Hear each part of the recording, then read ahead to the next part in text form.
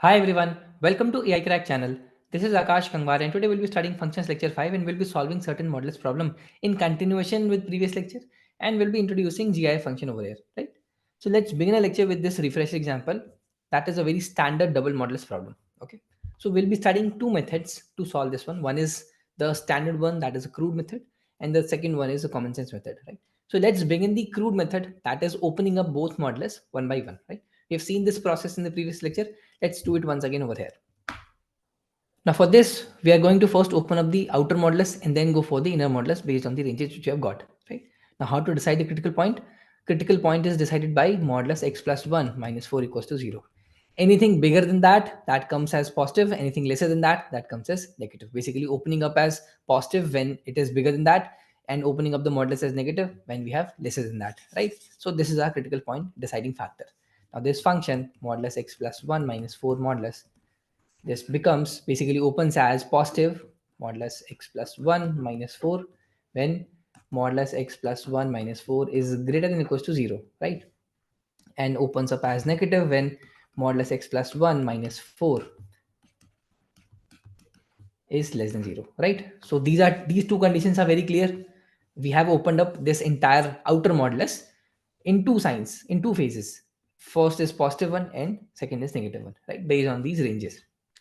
Now, if I want to rewrite this range, what can I do? I can write this as modulus x plus 1 is greater than equals to 4. And for this one, this becomes modulus x plus 1 is less than 4, right? Simple. Now, what is the next step? We have to open up this inequality so that we can open up this function as well. Basically, removing modulus from here so that we can remove modulus from here as well, right? Now, when we have this condition, what we can write? We can write x plus 1 greater than equals to 4 or x plus 1 less than equals to minus 4. We have to split it to these two conditions, right? This one is always positive. This one is always negative, right? So for always positive, what we have got over here, we have got x plus 1 minus 4, basically opening up this modulus as positive.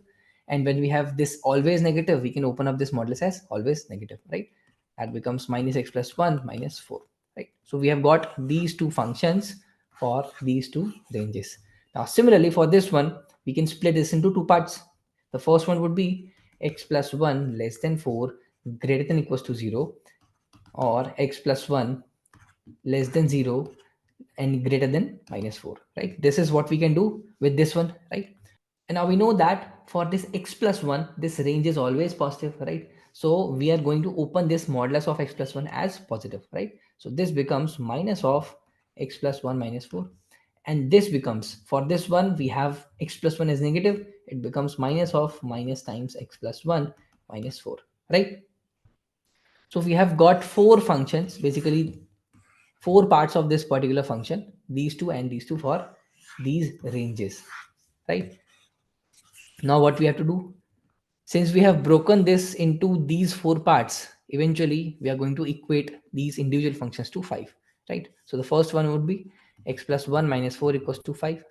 If I write this as x minus 3, this one would be minus x minus 5, right? This one would be 3 minus 3 minus x, and this one would be x plus 5, okay? So we have got these four functions. Now this basically means we have got x minus 3 equals to 5 for the first function, right? That gives us x equals to 8. Now x equals to 8, is it satisfying this inequality? Yes, it's satisfying, right? 9 plus 1 and we have 4 over here. So that's why this is the correct answer. Now for the second condition, so second function, we have minus x minus 5 equals to 5, right? That would give me x equals to minus 10, right? Now, is it satisfying this inequality? Yes, it's also satisfying. So this is also one correct answer. Now for the third function, we have 3 minus x equals to 5. That would give us x equals to minus 2, right? Is it satisfying this inequality? No, it's not satisfying. So that's not the correct answer. And now for the last function, that is x plus 5 equals to 5. What we have got? We have got x equals to 0. Now x equals to 0, is it satisfying this inequality? No, it's not. So that's why this is also incorrect value. So we have got two values, x equals to 8 and x equals to minus 10, right? So this is the long method to solve by opening up this double modulus into four functions and then solving it manually, right? Now let's look at the common sense method to solve this question. Now think in this way. Basically, when we have this inside function, this either has to be 5 or minus 5, right? When we are saying this entire modulus is 5, we can simply say that modulus x plus 1 minus 4 equals to either 5 or minus 5, right? Only these two conditions. Now, if we solve the first one, we'll be getting modulus x plus 1 equals to 9, right? That is the first one from this one. And from the second one, what we'll get? We'll get modulus x plus 1 equals to minus 1. Is it possible? Is it possible to have a modulus value is negative? No, it's not. So the second equation gets rejected. Now we have got this equation to solve. Now again think, if modulus x plus 1 equals to 9, that means x plus 1 equals to either 9 or x plus 1 equals to either minus 9, right? When we have 9, what we'll get? X equals to 8. And when we have minus 9, what we'll get? X equals to minus 10. This is what we have got by solving that entire function, right? But we can do it in few steps only by using this common sense method, right? But that doesn't mean that you don't have to use the first method. You have to understand the first method fully, because that would give you a lot of practice for solving these modulus inequalities, right? And eventually it will help you solve further questions. Now let's solve this question. We have modulus x minus 1 minus modulus x equals to 1. We again have two methods to solve this one. One is a graphical method. The other one is the basic method, basically by opening up this modulus, right? So the first modulus function is modulus x minus 1. So critical point would be 1. And for this, critical point would be 0. So we have two critical points over here. So let's plot a number line over here. Basically, I'm plotting zones, not the number line exactly. So this is 0 and this is 1. So we have three zones over here. This one, and this zone. Now, if we talk about on the right hand side of 1, that is this critical point, this function would open up as positive because it's on the right side of critical point, right? So that would open up as x minus 1 minus, for this modulus x, it's still on the right hand side of 0, right? So that would again open up as positive, equals to 1. So what we're getting over here, we're getting minus 1 equals to 1. But is it possible? No, it's not possible. So we are not getting any values from here. So this range is rejected. Now for this particular zone, that is the zone between 0 and 1, right? So in this case, we can see that the first modulus would open up as negative because it's on the left side of this critical point, right? So this would open up as minus of x minus 1, right? Minus for this modulus, that is modulus x, it's still on the right hand side of its critical point. So it would open up as positive, right? Equals to 1. Now that would become minus 2x plus 1 equals to 1, right? This one gets cancelled out. So we've got x equals to 0 from here, right? So we've got 1 point, x equals to 0 from this range, okay? Just one single point. And now if we talk about the third zone, that is on the left side of 0, that means this first function would open up as negative because it's on the left side of its critical point, that is 1, right? So it would open up as minus of x minus 1 minus this modulus x would also open up as negative because it's on the left side of 0, right? So this would open up as minus x equals to 1. Now this becomes minus x plus 1 plus x equals to 1. This x gets cancelled out. What we have got, 1 equals to 1. That means this equation on the left hand side of 0, this equation is going to hold true for all x values, right? So x less than 0 is the entire range which is satisfying this equation, okay? So what we have got x equals to 0 and x less than 0. So these are the values for which this equation is being satisfied, right? And now let's solve this question with the help of graph as well. So we have modulus function as this one with a critical point at 0, and we have modulus x minus 1 function as this one with a critical point at 1, okay? So this is our modulus x minus 1, this is modulus x, okay? Now we can see that we have three ranges over here. The first range is 0 to 1, second range is bigger than 1, third range is less than 0, okay? Now for the second range, we can see that modulus x minus 1 is smaller than modulus x. Let's say we take a 0.5 value over here, or let's say 1.5, or let's say we take a value of 2 over here. So for 1.5, modulus x is 1.5, right? This value would be 1.5, and this value would be 2. But over here, this value would be 0.5, and over here, this value would be 1 only. So we can see that it's maintaining a constant difference. So what we can say modulus x minus 1 equals to 1, right? We can say that because modulus x is bigger than modulus x minus 1. But what we have been asked over here, we have been asked the reverse of it. So we can say that modulus x minus 1 minus modulus x equals to minus 1.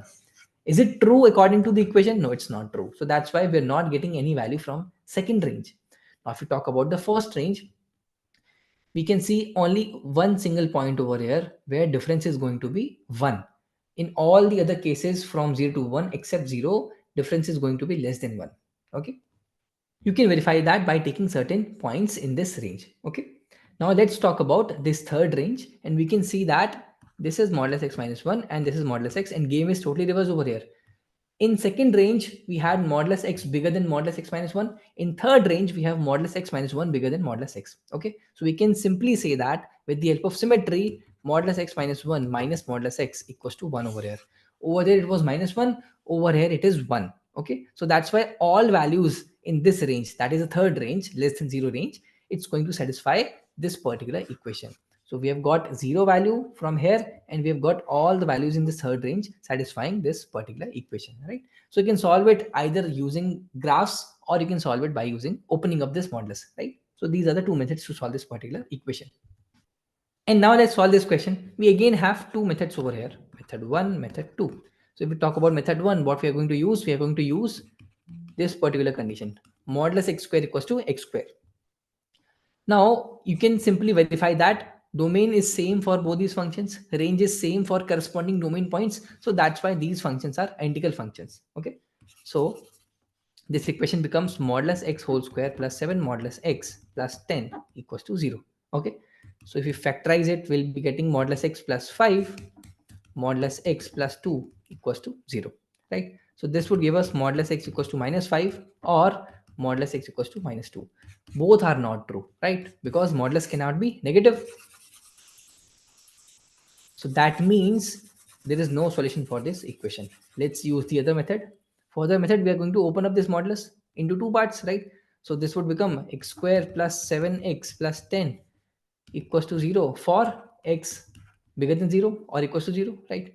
And x square minus 7x plus 10 equals to 0 for x less than 0. Now for this one, we'll be getting x plus 2, x plus 5 equals to 0. We'll again be getting x equals to minus 5 or x equals to minus 2. But we have this condition, x should be positive or 0, right? So this is not satisfying. Similarly, over here, we'll be getting x minus 5, x minus 2 equals to 0, x equals to 5 or x equals to 2. Both are positive, but the condition, basic condition is x is less than 0. Again, not true. So that's why we're not getting any x values which satisfies this equation. Okay.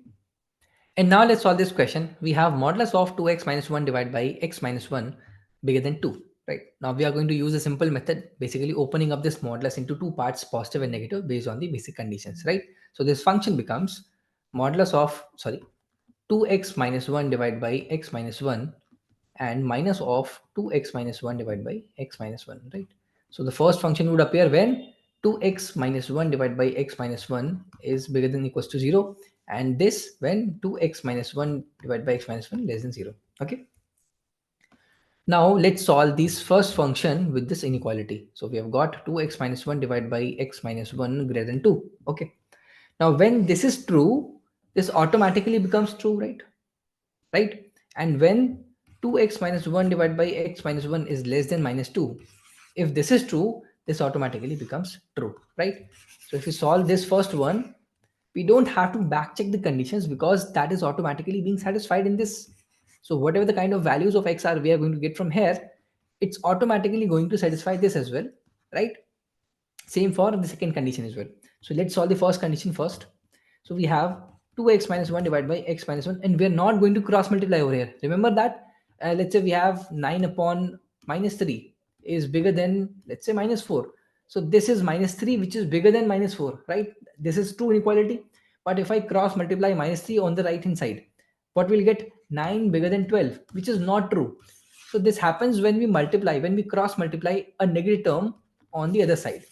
So until we're not sure if the denominator is positive, always positive, we cannot cross multiply. So the best case is to take this 2 into left hand side. So this would give us 2x minus 1 divided by x minus 1 minus 2 bigger than 0, right? If we take the LCM over here, we'll be getting 2x minus 1 minus 2 times x minus 1 divided by x minus 1 bigger than 0. Okay. So this 2x gets cancelled out. What we're getting over here, we are getting 2 and minus 1. We are getting 1 upon x minus 1 positive. Okay. So if you use wavy curve method or if you use common sense, you'll see that x should be greater than 1, right? So this should be the condition for this to hold true. So what we have got this as the first condition based on first inequality. Now if we solve the second one, what we'll be getting? minus of 2x minus 1 divided by x minus 1 should be bigger than 2, right? So this actually means 2x minus 1 divided by x minus 1 less than minus 2, right? So if we take this plus 2 over here and make it less than 0, and again take the LCM over here, what will you getting? We'll be getting 2x minus 1 plus 2x minus 2 divided by x minus 1 less than 0, right? So this gives me 4x minus 3 divided by x minus 1 less than 0.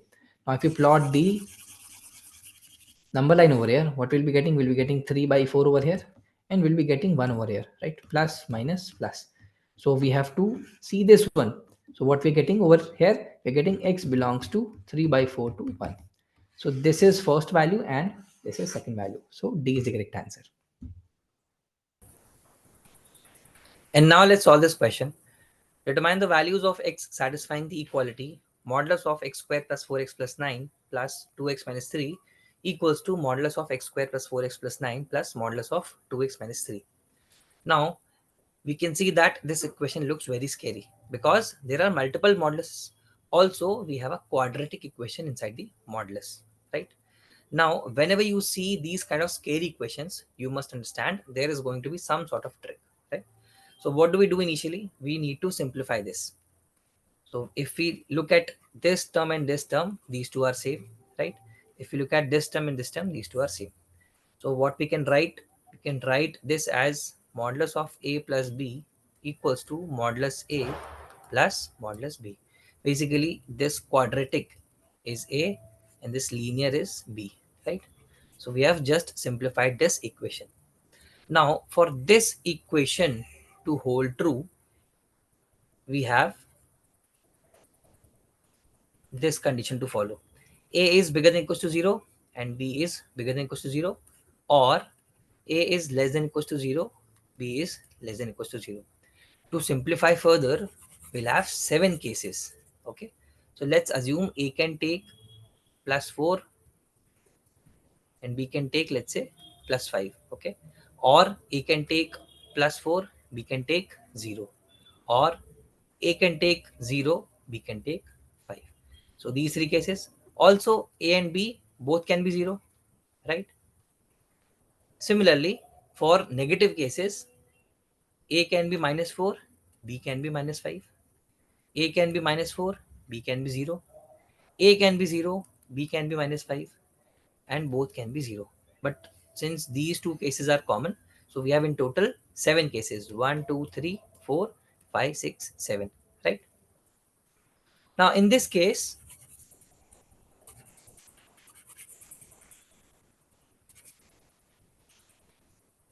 we can see that we have a quadratic equation which can take both positive and negative values, and we also have a linear equation which can also take positive and negative values. Okay, we cannot directly comment about this one because it actually can take any sort of values. If we take x as, let's say, 5, then it would take positive value. If we take x as minus 5, then it would take negative values. So we cannot really comment on values of x because of this, but we can definitely comment on the values of x because of this quadratic equation. Okay, so if we look at this quadratic equation, that is x square plus 4x plus 9, you can see that discriminant is less than 0. That is basically b square 16 minus 4ac, 4 into 9, that is less than 0. Also, we can see that coefficient of x square, that is a over here, that is equals to 1, and 1 is positive. So we can have this sort of graph for this equation. Basically, it is not going to 0 at any point of time, right? It's staying above the x-axis because d is less than 0 and this coefficient a equals to 1, that is positive, right? So we have an upward facing parabola which is not cutting x-axis at any point. It's always positive. So that basically means this is always positive. So this can take only positive or 0 values.